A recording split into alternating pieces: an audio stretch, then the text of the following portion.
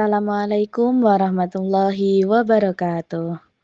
Halo teman-teman semua. Di video kali ini kita akan membahas mengenai Andalusia sebagai kota peradaban Islam di barat pada tahun 756 sampai 1031 Masehi.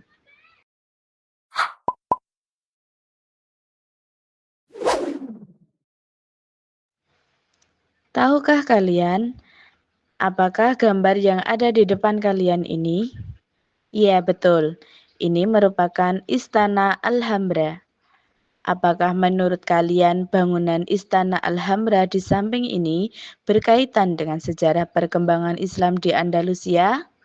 Ya, benar sekali bahwa Istana Alhambra pada gambar di samping adalah merupakan satu bukti peradaban Islam di Andalusia.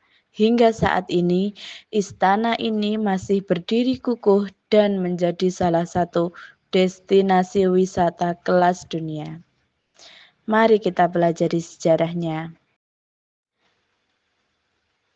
Sejarah dan kejayaan peradaban Islam pada masa Daulah Umayyah di Andalusia. Tahukah kamu di mana letak Andalusia?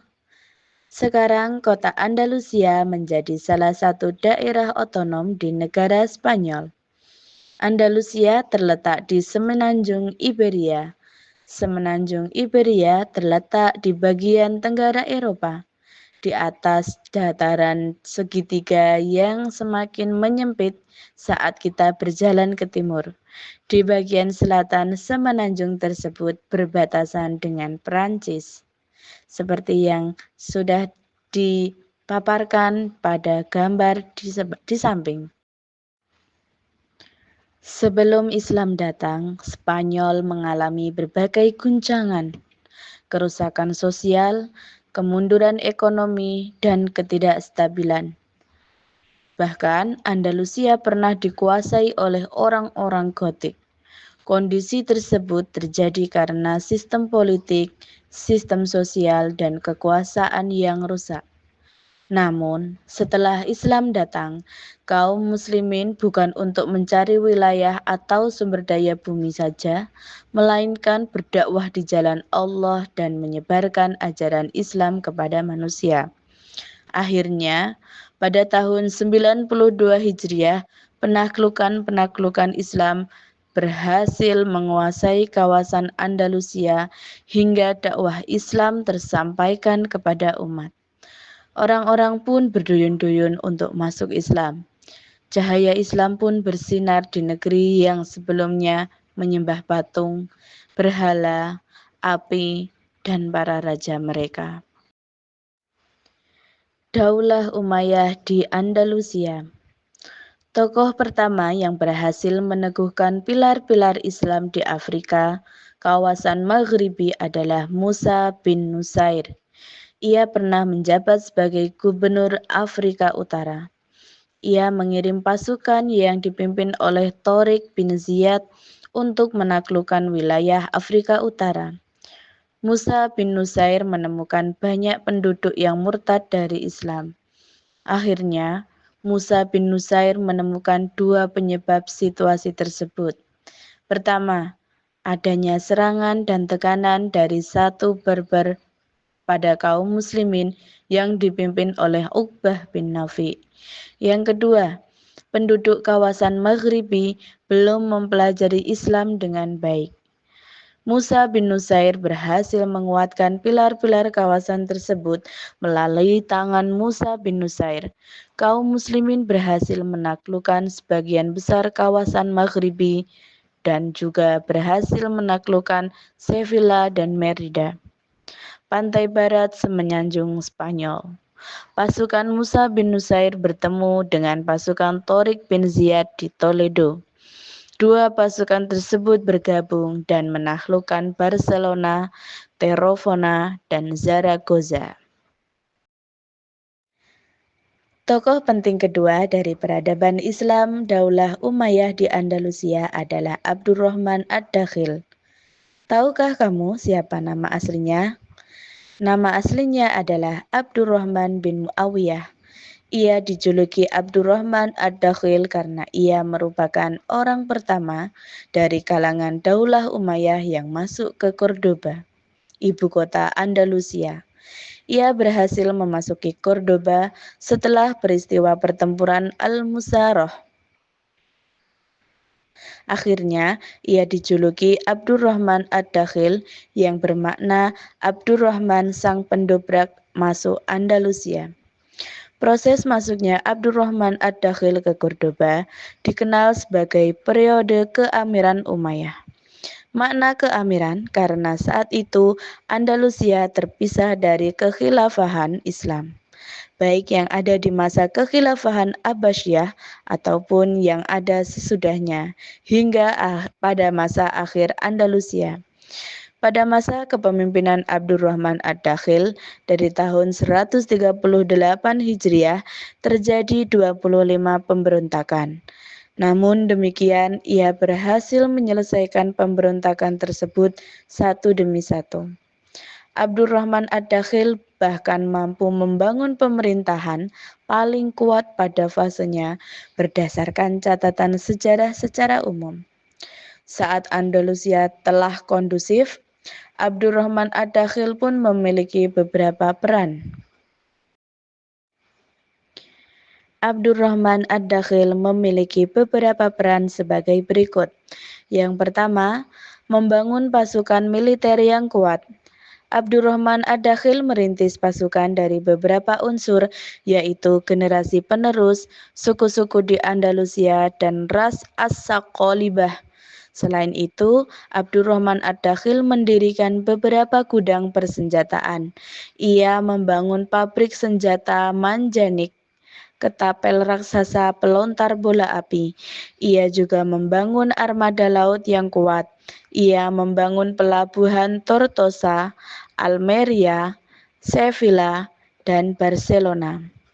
Yang kedua, mengembangkan ilmu pengetahuan dan menguatkan semangat keagamaan. Pengembangan ilmu pengetahuan dan menguatkan semangat keagamaan ditempuh oleh beberapa cara sebagai berikut. A. Menyebarkan ilmu dan memuliakan para ulama. B. Memperhatikan persoalan peradilan dan pengawasan. C. Menegakkan amar ma'ruf dan nahi mungkar. D. Membangun Masjid Besar Cordoba dan menghasilkan biaya 80.000 dinar emas. E. Mendukung para ulama mengembangkan ilmu pengetahuan dan keagamaan. Yang ketiga, memperhatikan aspek peradaban yang bersifat fisik dan material. Beberapa langkah Abdurrahman Ad-Dakhil dalam bidang ini sebagai berikut. Yang pertama, membangun dan memperkuat jembatan agar wilayah Andalusia terhubung dengan negara lain. 2. Mendirikan Ar-Rasafah, taman terbesar dalam sejarah Islam yang memuat berbagai tumbuhan menakjubkan di dunia. Saat tumbuhan ditanam tersebut besar, ia menyebarkan ke seluruh Andalusia. Yang keempat, melindungi perbatasan-perbatasan negara dari musuh. Beberapa langkah Abdurrahman Ad-Dakhil dalam bidang ini adalah sebagai berikut. Yang pertama, mengatur benteng-benteng perbatasan di utara. 2. Menempatkan pasukan tetap yang menjaga perbatasan. 3. Menyiapkan 3 jenis benteng, yaitu benteng tertinggi, benteng Zaragoza di arah barat laut, benteng pertengahan memanjang dari kota Salim hingga Toledo, dan benteng yang terbawah di barat daya. Usai Abdurrahman Ad-Dakhil wafat, kekhalifahan pun diganti oleh Hisham bin Abdurrahman Ad-Dakhil. Ia merupakan seorang alim yang mencintai ilmu. Ia mendekatkan diri kepada para ahli fikih. Hisham bin Abdurrahman Ad-Dakhil mempunyai pengaruh yang besar di Andalusia dengan upayanya menyebarkan bahasa Arab. Akhirnya, bahasa Arab menjadi bahasa yang diajarkan di sekolah-sekolah Yahudi dan Nasrani di Andalusia. Pada masa Hisham bin Abdurrahman Ad-Dakhil, madhab Imam Malik tersebar di Andalusia. Pada bulan Safar 180 Hijriah, Hisham bin Abdurrahman Ad-Dakhil wafat. Ia dimakamkan di istana. Ia menjadi khalifah selama 7 tahun 9 bulan. Lalu putranya Al-Hakam bin Hisham bin Abdurrahman Ad-Dakhil menggantikannya sebagai khalifah. Pada masa Al-Hakam, muncul beberapa pemberontakan dari penduduk Cordoba sebagai bentuk protes kepada pemerintah. Di akhir periode Al-Hakam, meminta maaf kepada rakyat dan bertobat kepada Allah atas dosa yang dilakukannya. Sepeninggal Al-Hakam, kekhalifahan diganti oleh Abdurrahman Al-Ausat. Ia merupakan khalifah yang baik, berkepribadian tenang, mencintai ilmu dan mencintai rakyatnya. Abdurrahman Al-Ausat merupakan pemimpin yang adil terhadap rakyat. Ia sangat pemurah dan mulia. Ia seorang pemimpin yang gagah, tegap, sering membaca Al-Quran dan menghafalkan hadis. Rakyat Andalusia saat itu menikmati hari-hari kepemimpinan Abdurrahman Al-Ausat. Pada masanya peradaban ilmu dan peradaban fisik pun berkembang. Pada saat itu muncul ulama masyhur yang bernama Abbas bin Firnas. Tokoh penting berikutnya adalah Abdurrahman An-Nasir. Nama lengkap beliau adalah Amirul Mukminin An-Nasir Lidinillah Abu Al-Mutarrif bin Muhammad bin Abdullah Al-Marwani. Ibunya bernama Maria. Kakeknya bernama Abdurrahman bin Muawiyah Al-Umawi. Abdurrahman An-Nasir dilahirkan dan tumbuh di Cordoba. Abdurrahman An-Nasir memiliki beberapa peranan penting di peradaban Islam di Andalusia. Dalam bidang pembangunan fisik, yaitu ia membangun kota Az-Zahra, Madinatuz Zahra. Di kota tersebut ada istana Az-Zahra yang sangat megah. Ia juga menaklukkan perluasan pembangunan kota Cordoba dan penduduknya mencapai 500.000 Muslim. Selain itu, Abdurrahman An-Nasir melakukan perluasan Masjid Cordoba. Mihrab masjid tersebut dari batu marmer yang dapat dibentuk dengan mengagumkan. Fenomena tersebut menjadikan Cordoba dijuluki sebagai permata dunia. Abdurrahman An-Nasir juga membangun peradaban Islam di Spanyol dalam bidang ekonomi, keamanan, dan keilmuan. Dan dalam bidang ekonomi, negeri Andalusia mencapai puncak kemakmuran hingga mencapai 6 juta dimer emas. Abdurrahman membagi kekayaan tersebut untuk 3 bidang, yaitu sepertiga untuk tentara, sepertiga untuk pembangunan, serta sepertiga untuk gaji dan tabungan untuk masa-masa sulit. Hasil pertanian juga tumbuh pesat, seperti tebu, zaitun, kapas, dan hasil ternak lainnya. Dalam bidang keamanan, An-Nasir membagi institusi kepolisian menjadi 3 bagian, yaitu kepolisian tinggi, kepolisian tengah, dan kepolisian rendah. Dalam bidang keilmuan, An-Nasir mengembangkan dan memperluas perpustakaan Cordoba yang bukunya mencapai 400.000 buku. Tokoh penting berikutnya pada masa Daulah Umayyah di Andalusia adalah Al-Hakam Al-Muntasir bin Abdurrahman An-Nasir. Siapa itu Al-Hakam Al-Muntasir? Ia adalah salah satu khalifah Andalusia yang alim fikih serta menguasai berbagai madhab, ilmu, nasab, dan sejarah. Ia mendirikan perpustakaan Umayyah, perpustakaan terbesar abad pertengahan. Perpustakaan ini menyaingi perpustakaan Cordoba dan Baghdad. Buku perpustakaan Umayyah mencakup ilmu falak, kedokteran, teknik, dan sastra. Al-Muntasir juga mendirikan Universitas Cordoba yang bertempat di Masjid Jami' Besar Cordoba. Kejayaan Islam di Andalusia. Apa saja bentuk kejayaan peradaban Islam pada masa Daulah Umayyah di Andalusia? Selain menorehkan prestasi besar dalam bidang ilmu pengetahuan, budaya, dan desain, Muslim di Andalusia Spanyol memiliki kebanggaan pada produk sutra yang berlimpah. Hasilnya dipasarkan ke negara-negara Eropa. Pada abad pertengahan, Andalusia memiliki sarana produksi sutra. Iklim di sana memang sangat sesuai untuk pengembangan lahan pohon RPI.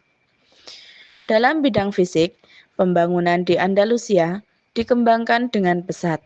Ada 113.000 rumah, 70 perpustakaan, toko buku, dan ratusan masjid. Jalan aspal yang panjang dan penerangan di sepanjang jalan yang menarik di Cordoba. Contoh beberapa pembangunan yang megah adalah Madinatuz Zahra, Masjid Cordoba, Istana Ja'fariyah di Zaragoza, Masjid Sevilla, Tembok Toledo, Istana Al-Ma'mun, dan Istana Alhambra di Granada. Bangunan yang lekat dengan arsitektur Islam adalah Menara Giralda Alcázar Sevilla, Menara Emas Torre del Oro di Sevilla. Menara Giralda semula merupakan menara masjid, namun demikian menara tersebut beralih fungsi menjadi menara lonceng Katedral Sevilla. Adapun Alcázar Sevilla merupakan bangunan yang menakjubkan dengan ornamen dinding dengan skrip berbahasa Arab berbunyi wala ghalib illa illallah, yang artinya tiada pemenang kecuali Allah. Menara Torre del Oro dijadikan sebagai tempat pengawasan dan pertahanan di Sevilla dari serangan musuh. Selain itu, ada Masjid Cristo de la Luz yang dibangun pada tahun 999 Masehi oleh bangsa Moor. Pada awalnya, masjid tersebut bernama Masjid Bab al-Mardum. Lantai masjid beralaskan tanah dengan desain pilar yang dipengaruhi gaya arsitektur Masjid Agung Cordoba. Menurut inskripsi yang tertulis, dengan gaya kufi di sisi Masjid Bab al-Mardum, masjid tersebut dibangun oleh Ahmad bin Hadidi dengan arsitek Musa bin Ali. Dalam bidang ilmu pengetahuan, Cordoba juga telah melahirkan sejumlah ilmuwan dan ulama termasyhur.